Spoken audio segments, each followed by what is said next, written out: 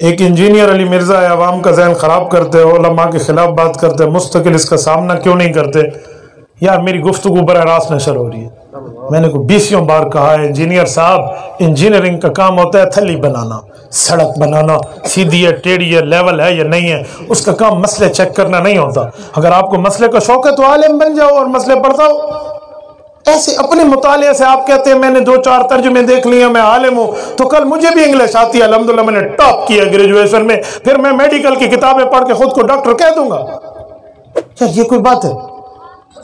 جو انگلش جانتا ہو میڈیکل پڑھ لے تو اسے لوگ ڈاکٹر نہیں کہتے، اور حیران ہوں اس انجینئر کو لوگ مولوی مان کے مسئلے پوچھ رہے ہیں جس کو آج تک کسی ایک مدرسے میں لیٹرین صاف کرنے کے بھی ٹائم نہیں ملا، پڑھنا تو دور رہا۔ خدا دے بندے انجینئر ایو نہیں لوگی کرنی ہے،